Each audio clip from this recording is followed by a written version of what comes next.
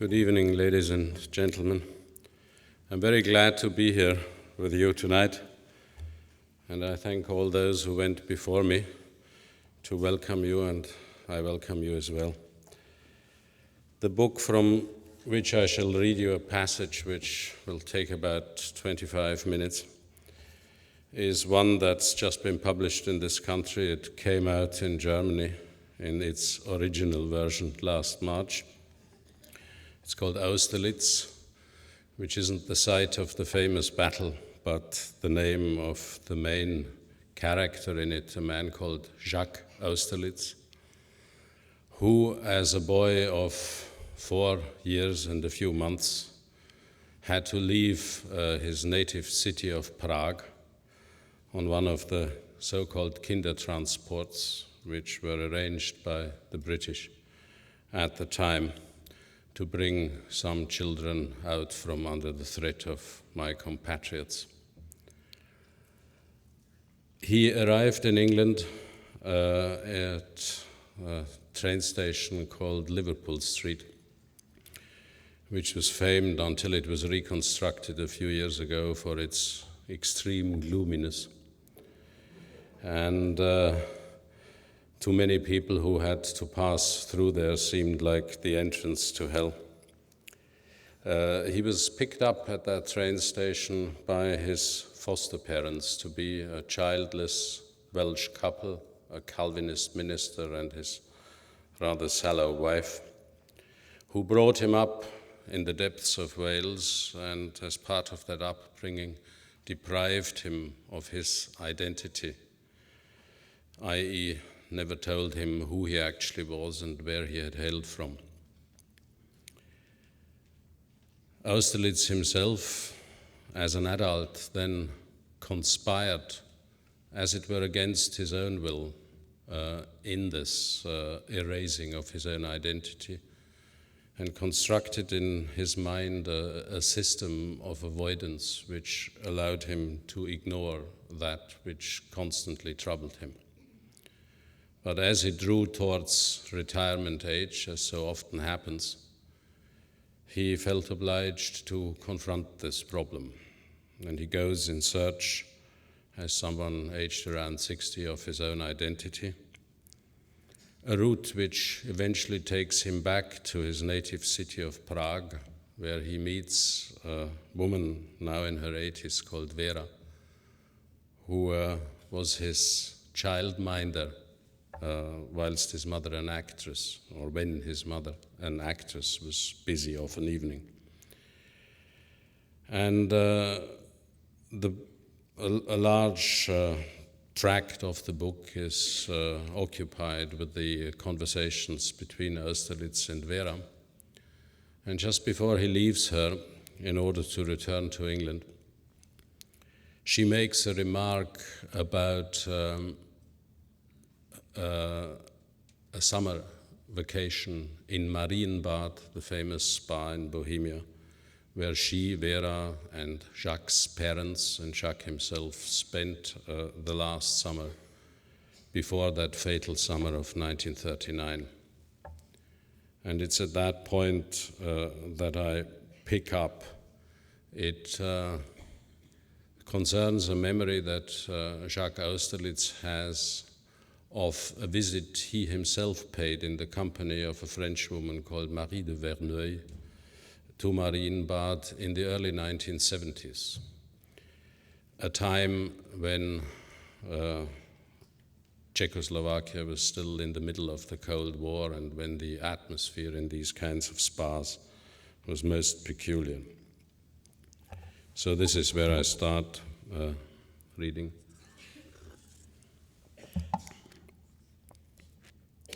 As we approached Marienbad along a road running further and further downhill between wooded slopes, darkness had fallen.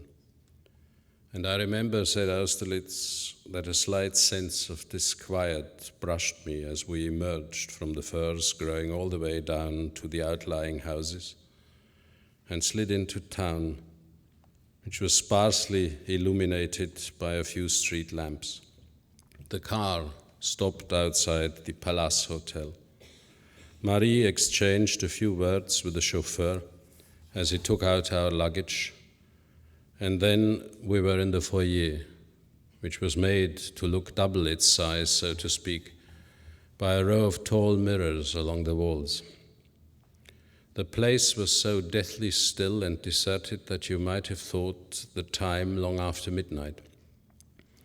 It was some while before the reception clerk at his desk in a cramped booth looked up from what he was reading and turned to his late-come guests with a barely audible murmur of Dobry večer. This remarkably thin man, the first thing you noticed about him was that although he could not have been much over 40, his forehead was wrinkled in fan-like folds above the root of his nose. This man went through the necessary formalities without another word, very slowly, almost as if he were moving in a denser atmosphere than ours.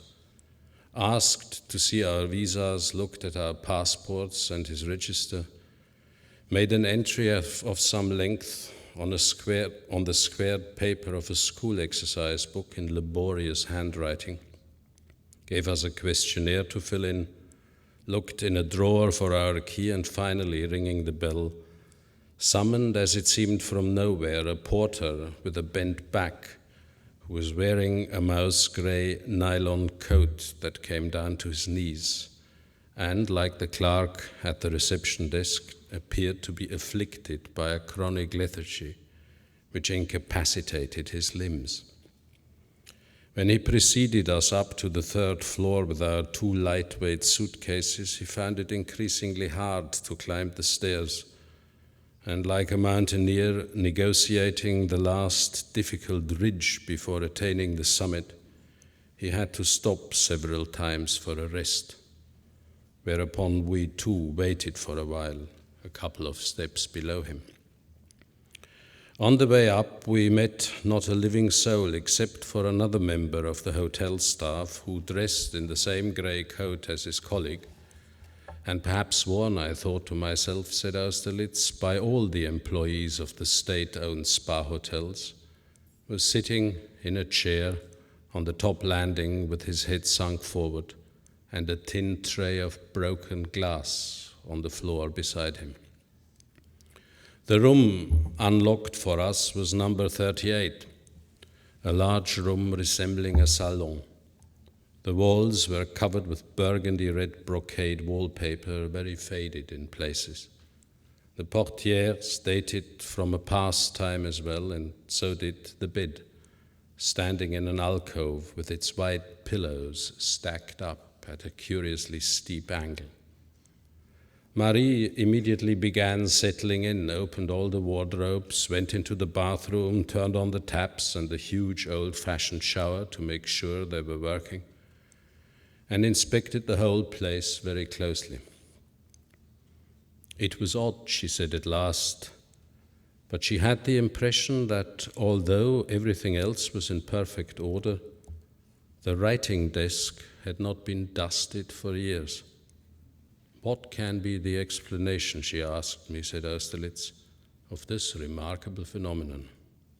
Do ghosts haunt the desk, I wonder? I don't remember what I replied, said Austerlitz, but I do recall that as we sat together by the window for a couple of hours that evening, Marie told me a great deal about the history of the spa, of the forests which still covered the valley floor at the beginning of the 19th century, the building of the first neoclassical houses and hotels set haphazard on the slopes, and the subsequent rapid rise in the fortunes of the resort. Architects, masons, decorators, tin and locksmiths, and stucco workers came from Prague and Vienna, and from all corners of the empire, many of them from as far afield as the Veneto and Lombardy. One of Prince Lobkowitz's court gardeners began turning what had once been woodland into a landscape park in the English fashion, planted rare and native trees, laid out lawns surrounded by bushes and shrubs, avenues, arbored walks, and pavilions from which to admire the view. More and prouder hotels constantly rose from the ground, and so did assembly rooms, baths, reading rooms, a concert hall, and a theatre where all manner of eminent artists were soon appearing.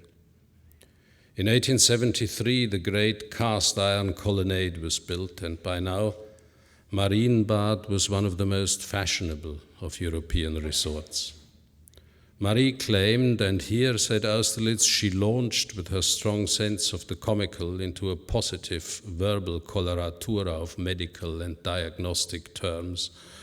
Marie claimed that the mineral waters, and particularly the so-called Auschwitz springs, had gained a great reputation for curing the obesity then so common among the middle classes, as well as digestive disturbances, sluggishness of the intestinal canal, and other stoppages of the lower abdomen, irregular menstruation, cirrhosis of the liver, disorders of bile secretion, gout, hypochondriacal spleen, diseases of the kidneys, the bladder, and the urinary system, glandular swellings and scrofulous deformities, not to mention weakness of the nervous and muscular systems, fatigue, trembling of the limbs, paralysis, mucus and bloody fluxes, unsightly eruptions on the skin, and practically every other medical disorder known to the human race.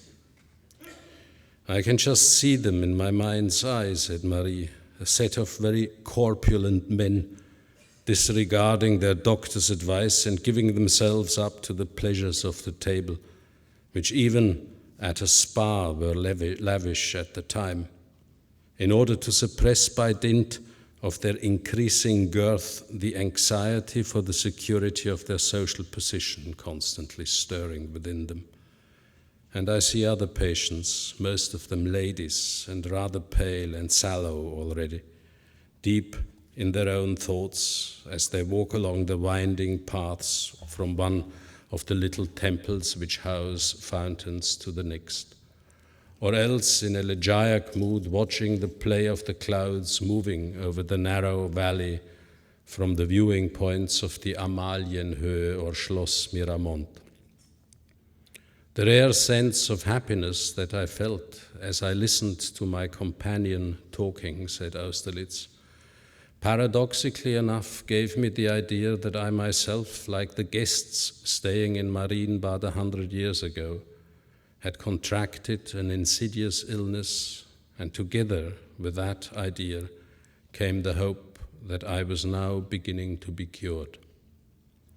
Indeed, I had never in my life passed over the threshold into sleep more securely than on that first night I spent with Marie.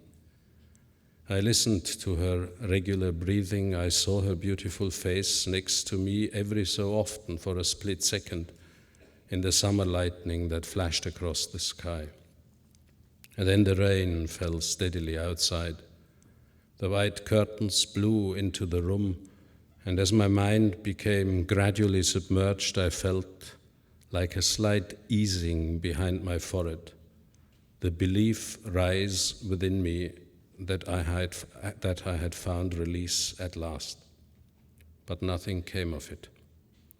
I woke before dawn with such an abysmal sense of distress that without even being able to look at Marie, I sat up and, like a man seasick, had to perch on the edge of my bed.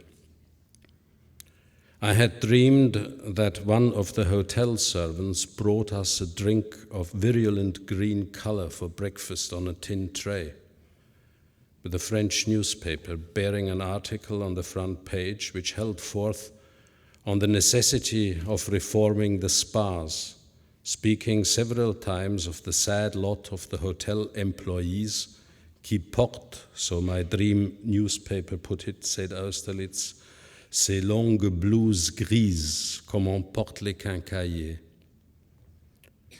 The rest of the newspaper consisted almost entirely of death announcements the size of postage stamps, in tiny print which I could decipher only with great difficulty. The announcements were not just in French, but also in German, Polish, and Dutch.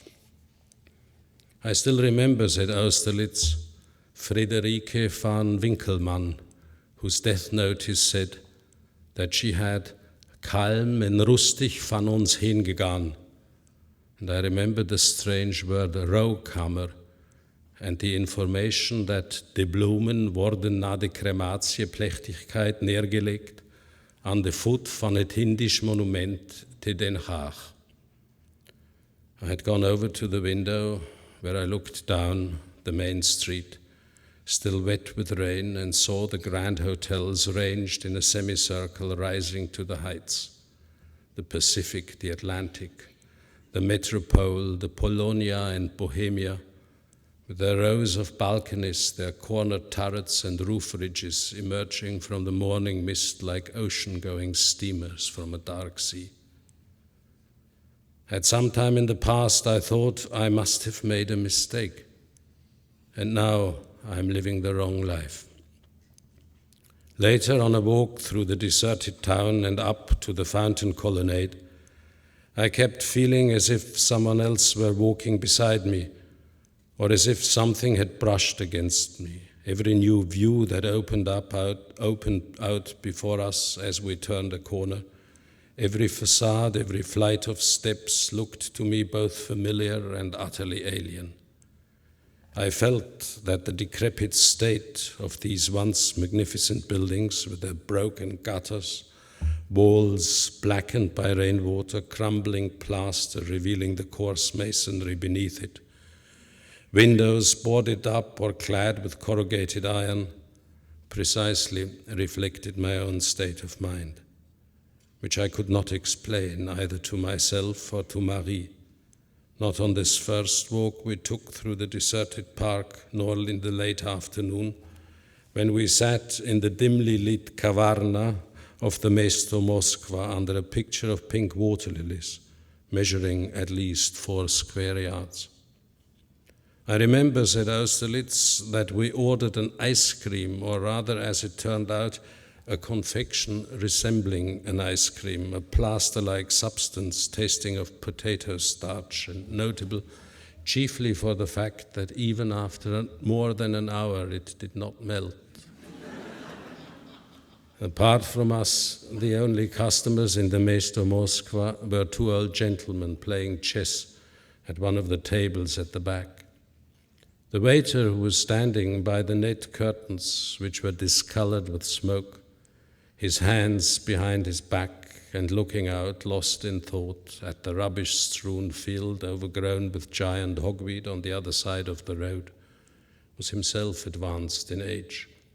His white hair and moustache were carefully trimmed, and although he too wore one of those mouse-grey nylon coats, it was easy to imagine him in deep black, well-cut tails, with a velvet bow tie above a starched shirt front, radiant with supernatural cleanliness, wearing shiny patent leather shoes which reflected the lamplight of a grand hotel lobby. When he brought Marie a flat pack of 40 Cuban cigarettes, displaying a pretty palm frond motif, and then gave her a light with an elegantly executed gesture, I could see that she greatly admired him. The Cuban tobacco smoke hung in blue drifts in the air between us, and some time went by before Marie asked me what was in my mind, why I was so abstracted, so lost in thought. How could I have lapsed so suddenly from the happy mood which she had sensed in me yesterday? And all I could say was that I didn't know. I think, said Austerlitz, I tried to explain that something or other unknown wrenched at my heart here in Marienbad.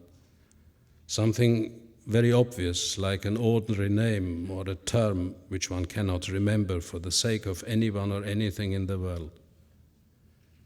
I do not now recall in detail how we spent those few days in Marienbad, said Austerlitz. I know that I often lay for hours in the bubbling mineral baths and the retiring rooms, which did me good in one way, but in another way may have weakened my resistance. I had put up for so many years, against the resistance I had put up for so many years, against the emergence of memory. Once we went to a concert at the Gogol Theater, where a Russian pianist called Bloch played the Papillon and the Kinderszenen to an audience of half a dozen.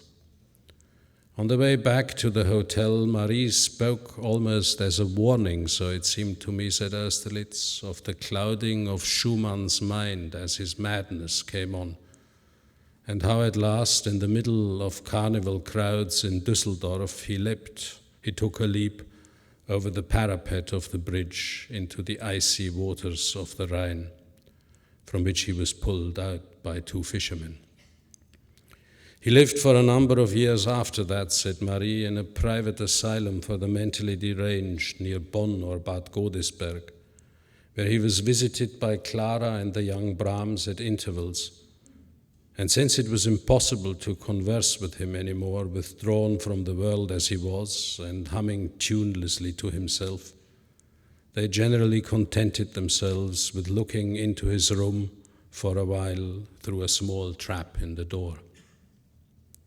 As I listened to Marie and tried to imagine poor Schumann in his Bad Godesberg cell, I had another picture constantly before my eyes, that of a pigeon loft we had passed on an excursion to Königswart. Like the country estate to which it belonged, this dovecot, which may have dated from the Metternich period, was in an advanced state of decay.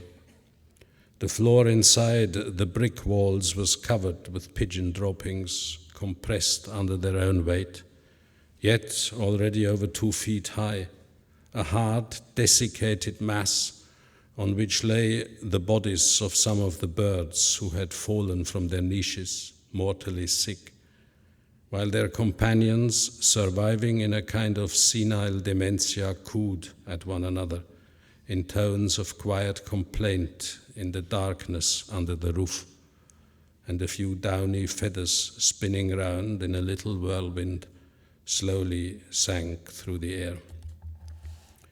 The torment inherent in both these images that came into my mind in Marienbad, the mad Schumann and the pigeons immured in that place of horror, made it impossible for me to attain even the lowest step on the way to self-knowledge.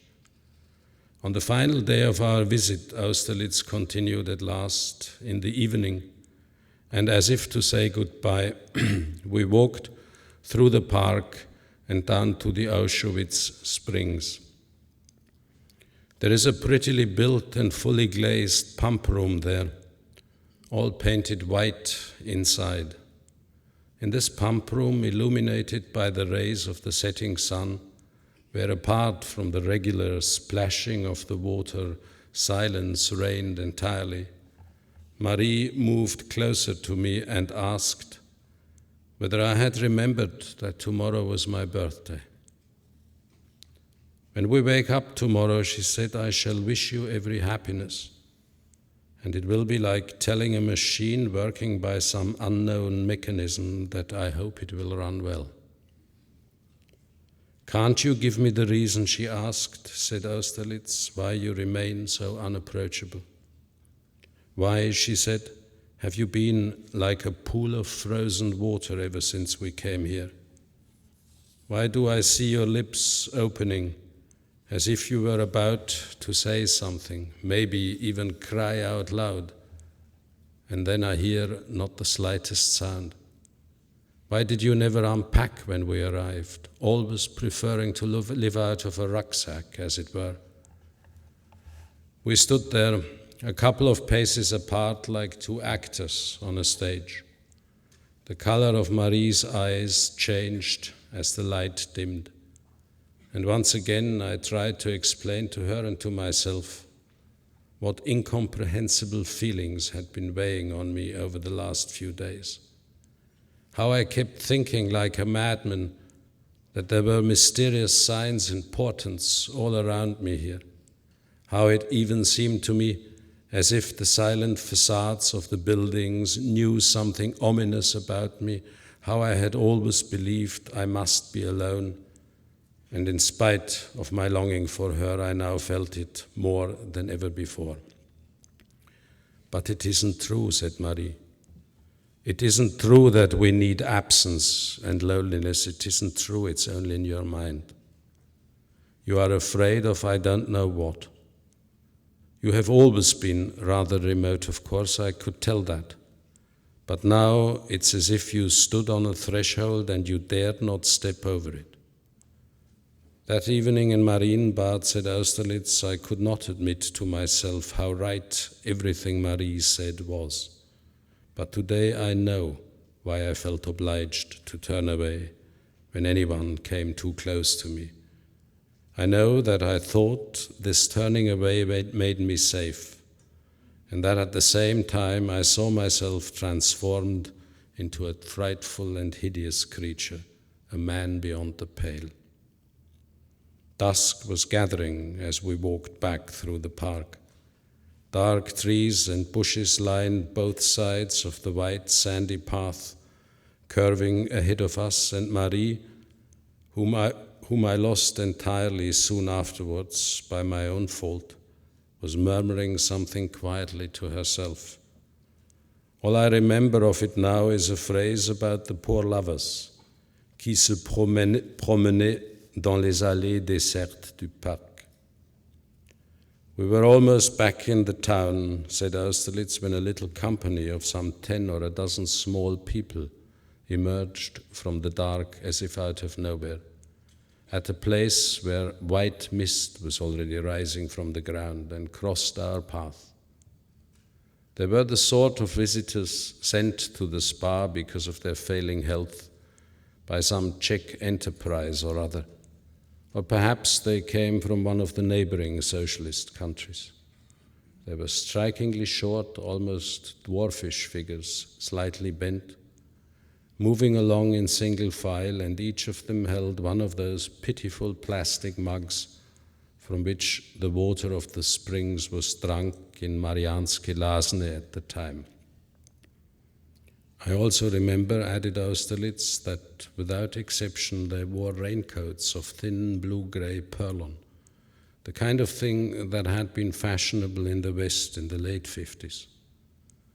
To this day, I can sometimes hear the dry rustling with which, as suddenly as they had appeared on one side of the path, they vanished again on the other. Thank you very much. I'll read a few questions. A question for Mr. Sebald. Could you tell us more about the relationship between text and photos in your work?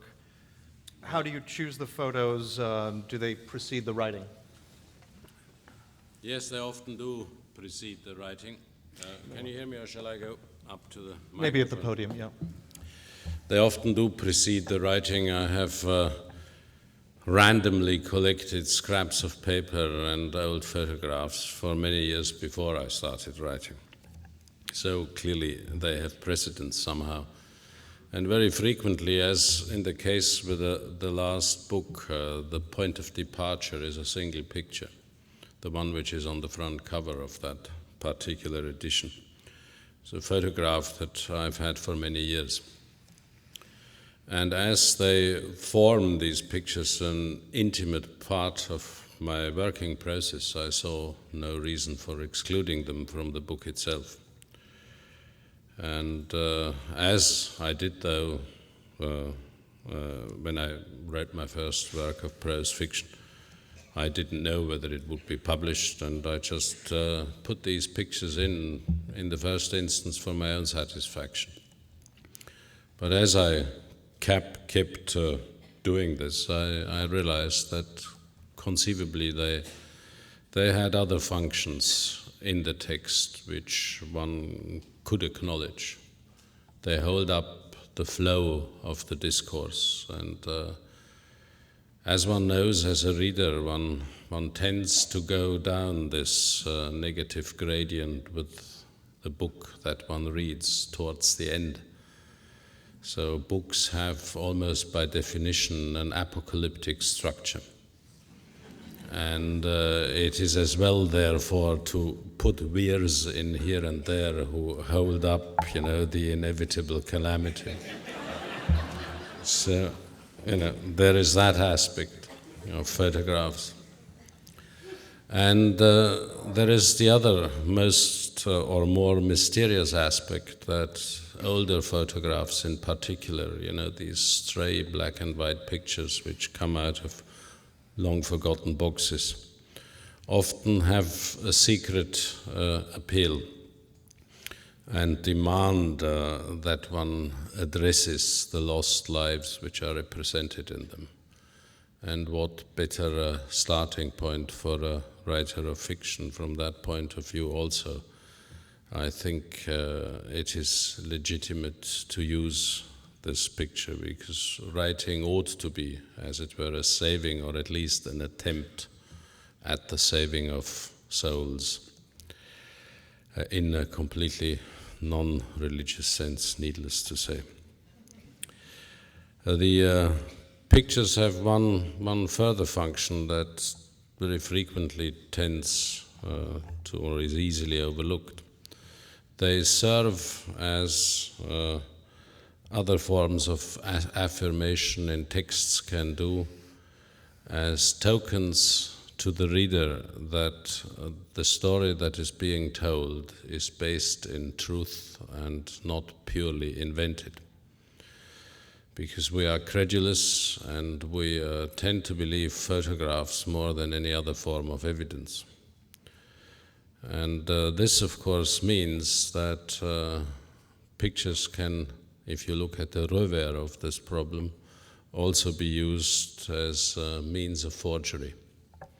A photograph can be tampered with, and I must confess that I have tampered with not a few in these books that I have done over the last few years. There is, for instance, in The Immigrants, a diary which the narrator tells the reader is a diary kept by his great-uncle on a journey to the Near East. Well, if you look carefully, the handwriting in that diary is my own. And so you can, using visual material, develop complex games of hide and seek, which I think add to the interest of the fictional experiment, for that is all that it is. Yeah, I think I better stop here and not take up the whole evening. This question was not addressed to either of the writers in particular, but Ms. Sontag has agreed to field it. And it turns out that there's a connection to the why involved in her answer, I believe. Tell us something, please, about your admiration for Nabokov. That was really addressed to both of us. That's quite wonderful. I introduced Vladimir Nabokov, I believe, in his only reading at the Y, which was a great honor to have been requested by him to introduce. I was a very young and new writer, and Nabokov was the first writer whom I read, who made me feel very self-conscious about language. I think he was a kind of a revelation for many American readers and aspiring writers, because he had this amazing command of our language, but his work was bejeweled and ornate linguistically in a way that I was I don't think I'd appreciated up to that moment in my own reading that such prose was possible in the second half of the 20th century by someone living in the United States of America. I understood John Donne might write in a very ornate way, or Sir Thomas Browne, but I didn't realize there was a possibility of extremely refined musical, hyper-verbal, hyper-ecstatic idea of prose in English until I read Nabokov, which isn't to say that I hadn't read some wonderful writers from whom I might have drawn such a lesson, for instance, Virginia Woolf. But Woolf, who was an earlier admiration than Nabokov, had not communicated to me that lesson. It was rather a lesson afterward that I drew also from reading Woolf. So it was the notion of excessively and therefore ideally wonderful language, I think, that attracted me and many other American writers to Nabokov. I'm talking about the 60s, really. And I think he was a revelation to many American writers. And the other foreign writer who we read in translation rather than in English, but someone who had a very profound relation to English literature, who had a complementary, I think, exemplary and startling influence on many writers, was Borges. The notion of that kind of thinking that perhaps goes back to Poe, but taken much further. These were new models. They were elderly figures, but they were writing in our lifetime, and I think they expanded our notion of what English prose could be and what fiction could be. These are two related questions for Mr. Sebald about translation. Why do you use a translator? You certainly have written scholarly articles in English. And is there, do you have a sense of different qualities of your work in German and in English? Well, let's begin with the last one. I mean, certainly there is a difference in the various language versions of a literary text. Invariably, if you try to get a text from one language into another, certain shadings of the finer grain may be lost. On odd occasions, something can be gained. In the case of this particular book, there is a passage of some 10 pages, which is a pastiche of the language of administration, which my compatriots developed in the 1930s, more or less unwittingly, to describe their own activities in the game of vilifying, persecuting, and finally, if possible, eradicating so-called minorities. Now, that language, which is a perverted form of German, and if one comes across it, seems almost unbelievable, is not capable of being reproduced either in French or in English or Spanish or any other language. So, for the English reader of that book, in these pages, something inevitably gets lost. But on the whole, I think it is possible to translate books at a level which makes them as valuable for the foreign reader as for the reader of the original language. And we have countless examples of that. If you read a page of, or a couple of pages of Marcel Proust, you cannot conceive how the syntactical complexity of these phrases could possibly be brought across into another language, but it has been done, and it's been done wonderfully well. Translators have to be extremely accomplished, and there are such people, fortunately, who are able to do this. But they are few and far between, and as a writer, you frequently get stuck with a translator who is not up to the task, and then, if you can do it, you have to intervene. I know that particular problem also. Why don't I translate my own books? Well, the main reason is that I started writing very late in my mid-40s, and I haven't got the time, because I can already see the horizon looming. And so, and I have another full-time job to attend to. And so becoming a translator as well as a writer, I think, would overtax probably my nervous system. So I thought I'd better not do it, and quite apart from the fact that I don't entirely trust my English. I mean, there is a great difference, if you get a poor draft of a text, and if you're reasonably competent in the second language, then you can perhaps improve on that draft. But that is not the same as doing the draft yourself in the first place. And so there are, sometimes two incompetent people can make a competent pair.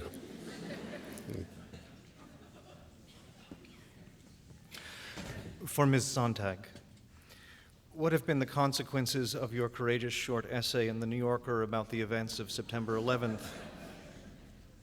How can we counter the current repression of critical thought?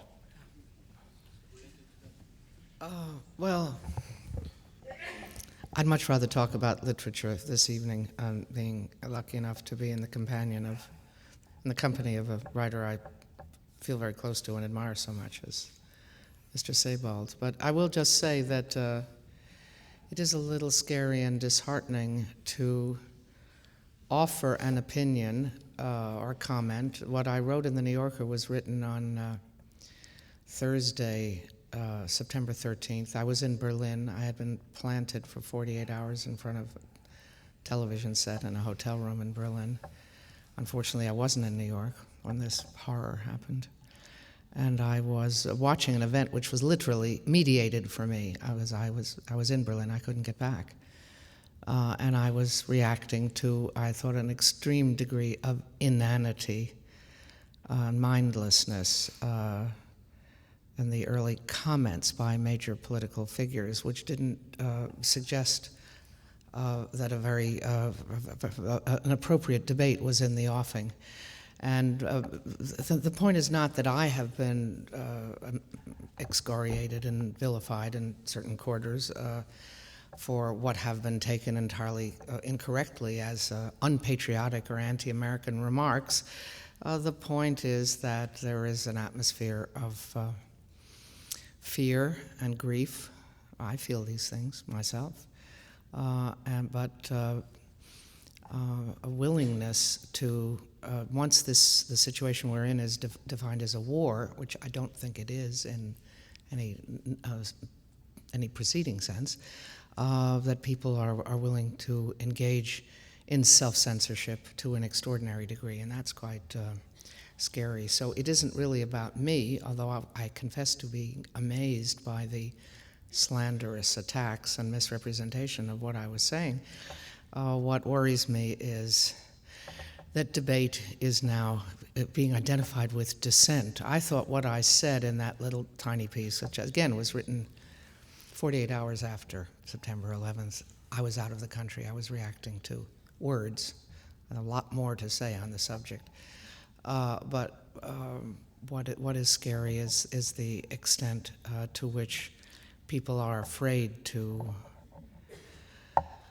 disagree and to express opinions which seem to me absolutely centrist opinions. But you see 20 years of there's been a metamorphosis of our political palette or spectrum, so that the Republican far right now looks like the center. And I'm what my beloved son calls a yellow dog Democrat. I'm an old-fashioned liberal Democrat. I didn't think that was off the map. Or neither do I think that is a left-wing position. But there's been a big tectonic shift. And so opinions such as I ventured very sketchily and quickly in that New Yorker, those remarks in the New Yorker, which I have amplified elsewhere in interviews and in some things that I've written for the European press. Not only do I think I was right, and I stand by what I said, alas, I was right. These are absolutely mainstream opinions. They should be a part of a central debate here. There's nothing marginal or radical about these opinions, and they are indeed the opinions that are widely held. They are mostly held in Europe. Majority of people in Europe view what is going on in that way, which is to say this is an opportunity to rethink a lot of things, not simply to affirm our love of country. So I'm still hoping that there will be more debate as the complexities of the situation we have entered in with this cowboy rhetoric become more obvious.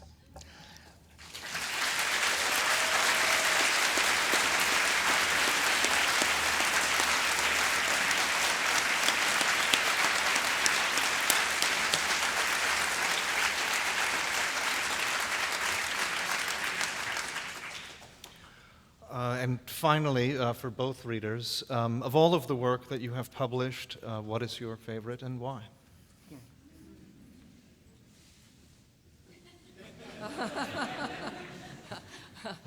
Well, I'm sure Max Sebald will have a much more interesting and diffident answer than I will just say I like the last two novels by far better than anything else that I've ever written. So, The Volcano Lover and In America. But this is where I really am very American and therefore very different from Mr. Sebald. I can't help but believe in the continuous possibilities of self-transformation, the greatest and most endearing of American illusions, one to which I'm firmly attached.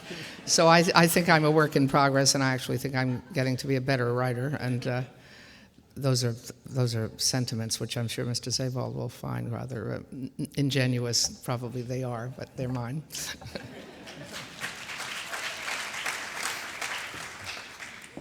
Well, it's a question I find very difficult to ask, because I do have a problem which I think I share with several other writers, and that is that books written appear to me like abandoned children, and that renders one's moral perspective on past efforts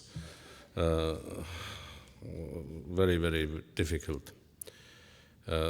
It is part, I think, of the writer's makeup that he always or she always frets about the work in hand and fears, that it cannot be accomplished. And it's out of this fear that one, doesn't want to look back over one's shoulder, because one gets the idea that one was able to do it once, but no longer. And that's a very nasty perspective. But as writing is a painfully slow business, I cherish most those parts of books that I was able to write, and they're very few and far between, as it were, without hesitation. And this applies particularly to the last section of my first attempt at prose fiction, which was translated into English under the title Vertigo.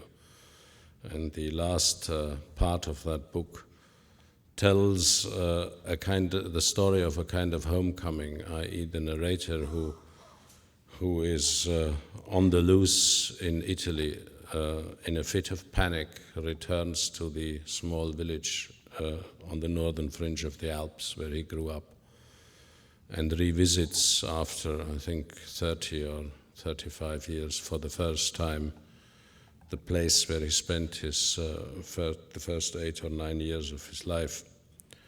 And I remember writing this, indeed, without hesitation. It's a chapter called Il Ritorno in Patria, on an island in Greece, without any kind of aid, no book to look at, no newspaper to read, just a pad and a pencil.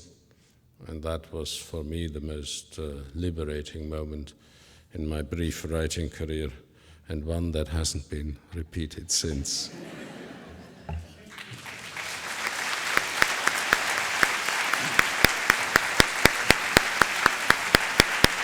Thank you very much.